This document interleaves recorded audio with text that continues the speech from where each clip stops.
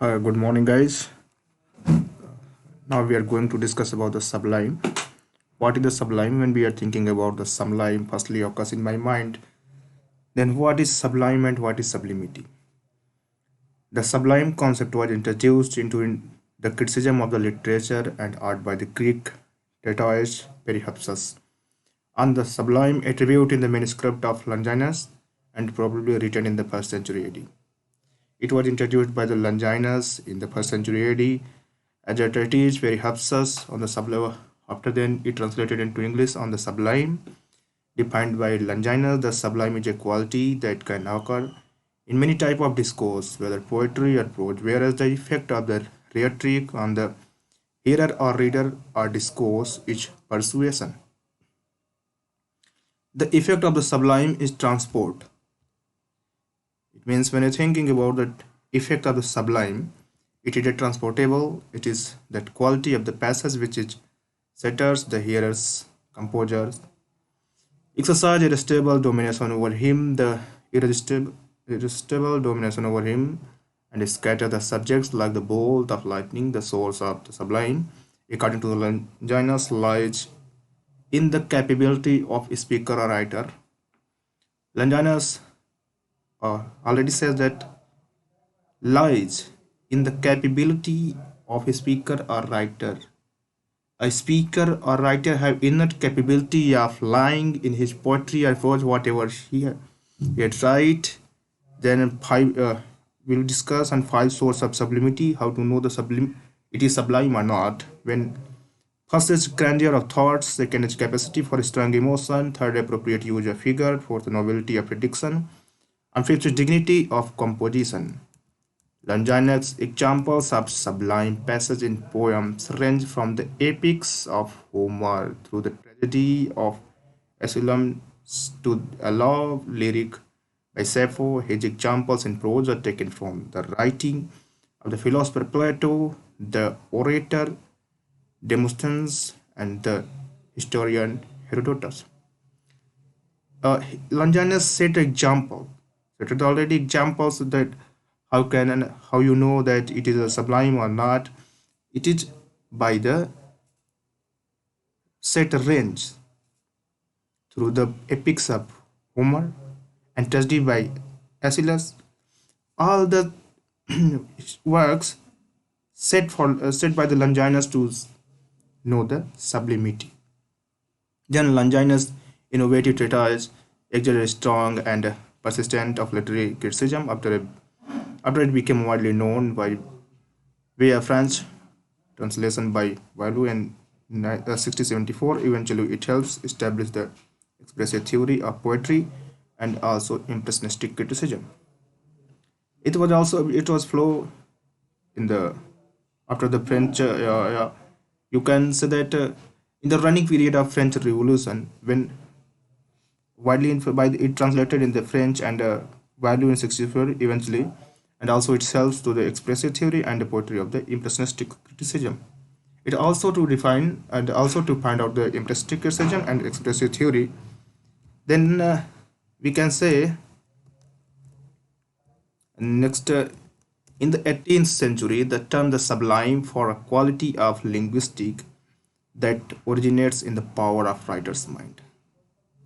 What in the 18th century? It is all about the it's before the 18th century. In the 18th century, when he arrived at the sublime in 18th century, the sublime from a quality of linguistics that originates in the power of writer's mind.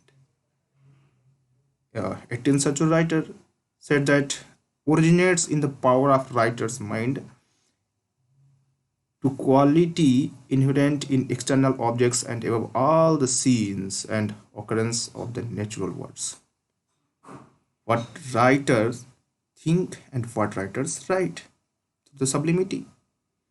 Then it is a quality of inherent and so the external objects. As Samuel H. Monk, the Sublime, a book, a study of critical theories in 18th century England, 1935. Then the German philosopher Immanuel Kant divided the sublime objects specified by Burke and other earlier theorists into two kinds. The German philosopher Immanuel Kant divided sublimity into two kinds: by the works of earlier theorists. First is the mathematical sublime, and second is the dynamic sublime.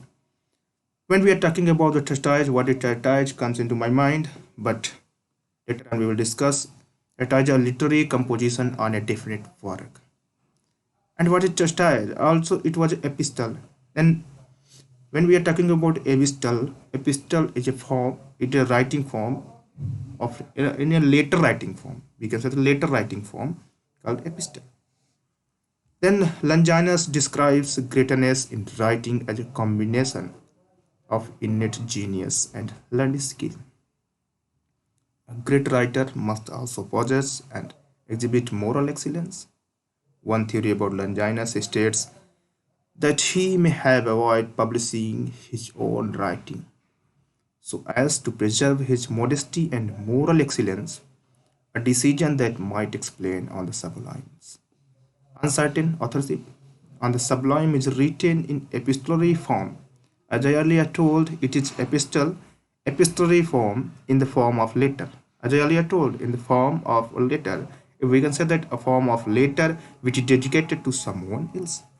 Addressed to Postumius Terentius, a culture of Roman friend of the author.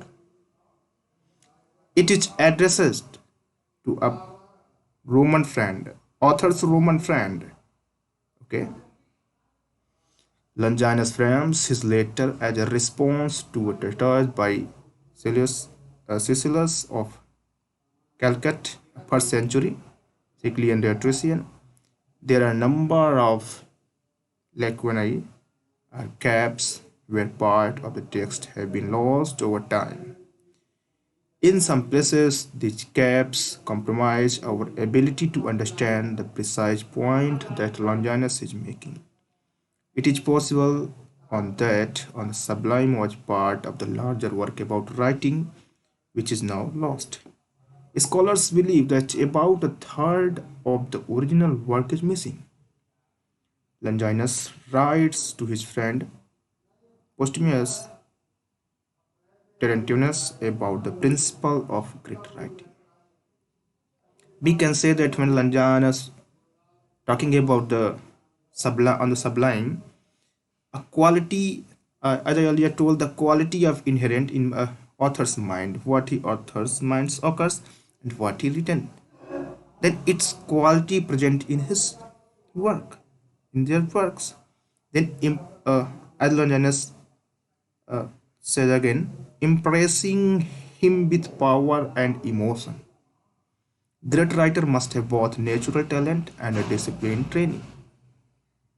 Both are things have included in a writer natural talent and disciplined training. They must use figures of speech and rhetorical device, wisely arranging their words with care and artistry and avoiding stylistic excess and false emotion.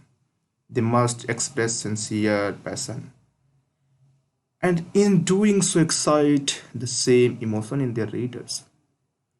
Longinus mentioned those things that writers have appropriately knowledge of figure of speech and use of figure of speech on their works and the rhetorical devices arranging their words with the care of artistic avoiding stylistic excess and false emotion. Longinus said false emotions like show off of the anything in the writing is not clear. They must express sincere passion. He said that sincere passion must express his sincere passion of the form and his writing and excite the same emotion in the reader. As we know, that same writing on the last paragraph on the Sublime directly influenced poets such as John Dryden and Alexander Pope, and the idea of the Sublime played a central role in the work of the Romantic. On the Sublime directly influenced poets such as John Dryden and Alexander Pope. Alexander Pope and John Dryden directly influenced. And the idea was Sublime played central role of work of Romantic movement.